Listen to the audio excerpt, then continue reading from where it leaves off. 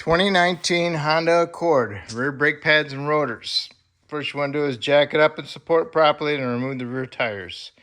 The lug nuts are 19 millimeter. And once you get that done, then you need to remove the caliper. And the caliper is held on with 2 slide pin bolts. And they're Allen's, which is a 7 millimeter. You want to remove those. And once you remove those, you can get a screwdriver, a flat blade.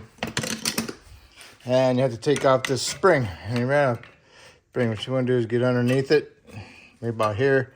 Just kind of twist the end out, like that. Take it, lift it up like this, pull it out. Same way when you're going back together. All right. Just shove it in there and then force that end over. Simple, right? And then take your screwdriver, flat blade, and you want to lift up your caliper off of there. And this has the rear electric parking brake, so if you want to do it electronically inside the car, then you have to do it according to the factory. I don't have the procedure. I like doing it this way because half the time you forget to do it, and you're in here anyway. You're gonna gotta go up in there and redo it. So a little tight. That's fine. All right. So you got this off. Now it's held on by the connector of the e-brake. Remove your pads. And what you might want to do is just set the caliper off to the side for now. And you want to remove the caliper bracket, and it's held on with 2 17 millimeter headed bolts, one here and one here. Break them loose with a breaker bar, and then you can get them with your smaller ratchet and then get them looser, and then you can unthread them by hand. Then also you want to remove the retainer bolt for the rotor, which is that Phillips head little booger right here. And you got to use an impact driver. You know what an impact driver is with a Phillips bit in it. Make sure you turn it the direction you want it to go, and then smack it real hard while you're holding it with a hammer, and it should break it loose. If it doesn't break it loose, then you got to get a die grinder, cut a nice big X on it, really dig into it, and then bust the heads off with a chisel. Then you can pound the rotor off. So let's get this bracket off now. All right, here's the bolts, caliper bracket bolts.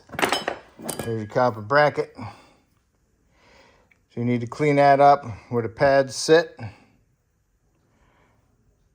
I'll get them nice and shiny with my die grinder with a Rollo disc on it. I'm trying not to remove any metal, but I'll get it nice and cleaned up, and then I'll paint it. All right, so then you got your screw out. Rotor's still a little bonded.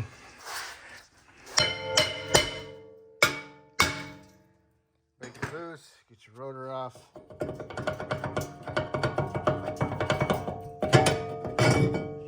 All right. See that surface there on the hub? That needs to be cleaned up too. Get that nice and shiny and cleaned up. Get all that rust out of there, because you don't want any rust, because rust expands, and which causes a high spot, and then that'll give you a brake pulsation later. Okay, here's my hub. Got it nice and clean. And caliper bracket, nice and clean. See those little squares inside there, the rust? That's where the pads sit. They'll eventually just wear a hole right in there, a groove, eventually. All right, next we want to do is get a little flat blade screwdriver, pocket screwdriver, go inside here and lift up the little tab that holds the connector on. Okay, make sure you gotta get underneath it, pick it up, then you can pull the connector off. Okay, I pulled the connector off.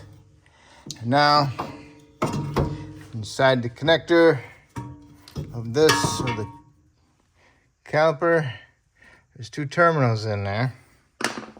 And you want to get one of these connectors that will go over that terminal nicely, and with an insulator on it so you don't ground each other out to the other one. And you want to put it on there. Get it in there. Put it on there, put it on there. Okay. Got another one.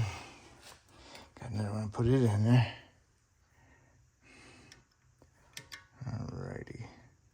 Make sure you get on it. Can't see it. Alright.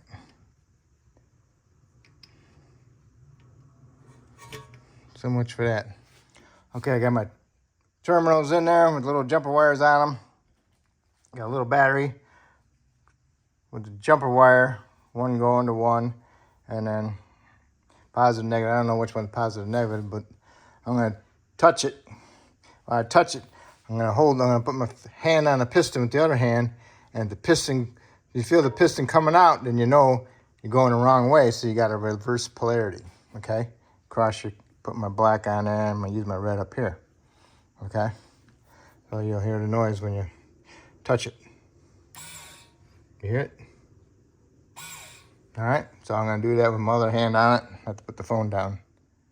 Okay, I was going the right way, and then I kept touching it, and you keep hearing the noise, and it goes, "Meow."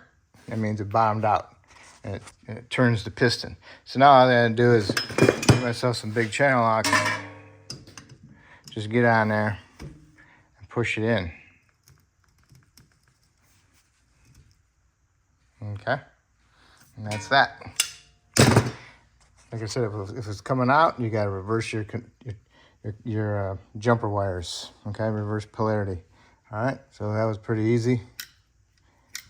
Voila. All right. So now it's undisconnected, so it's easier to move this thing around. So we'll just let it sit here until we're done. All right. Okay, before you put your rotor on here, you want to put a little light film anti-seize on it, and make sure you wash the oil off of the rotors with soap and water, and then paint your bracket. And then on those spots where the pads touch, you want to put some brake lube on it. Usually it's purple lube, brake lube. Okay. All right, there's the hub. Here's my rotor. It's all nice and cleaned up. Go ahead and put it on. And I'll put that retainer back in there just so it's in there loosely. Rotor on. Copper bracket. Got a little bit of brake lube in there. Now I'm going to do is mount this, snug up my bolts, and then I want to torque them to 80 foot-pounds. All right, caliper bracket is on, snugged up, bolt torqued to 80 foot-pounds. Put your brake pads on there. Outer, this is the inner. Indicator goes towards the rotation of the rotor. Also, it's marked right hand inner. All right, left side's marked left hand inner. Okay. Put some brake lube, Seal Glide inside your slide pins. Go ahead and put your caliper on. Make sure it's not twisted or anything. Should go straight on there nicely. Nicely. Hold on. Okay, you got the pins in there. Got them torqued to 18 foot-pounds. Don't start them with the ratchet. Make sure you start them with your fingers. Once you got them tightened up, go ahead and put the little plug covers back on them. Forgot to tell you to remove those in the beginning. All right, next you want to do is put the spring on. The factory spring is better than the aftermarket springs. Seems like I always have a lot of problems with the aftermarket ones. Put it in there, get that one started. Push this over there like that. And just tap them in there, make sure they're in there. All right, that's it. That's how you do your brakes on the rear of your Accord. Make sure you plug in this connector for your e-brake. All right, sorry. Make sure you plug that baby back in. Kind of hard to do it through the phone. Get it in there. You'll hear it click and then give a little tug and there it went. Now I'll give it a little tug. It's on there. If it's not on there, it's going to tell you on the dash. So, all right. So that's how you do your brakes. Now do the other side exactly the same way. And after you get done, you want to go ahead and put your tires back on. Torque the lug nuts to, what was it, like 95 foot-pounds. Lower the vehicle down, go inside the vehicle, pump the brake pedal a couple times so you can get a good firm pedal, because you want to bring them pistons up and close that gap in there. Because if you don't do that, you're not going to have any brakes when you put it in drive or reverse. All right, so do that a couple times, and then operate your e-brake a couple times too, just to take up the gap. All right, so that's it. So hopefully I helped you out, and hopefully you can help me out by subscribing to me, and I appreciate it, and good luck.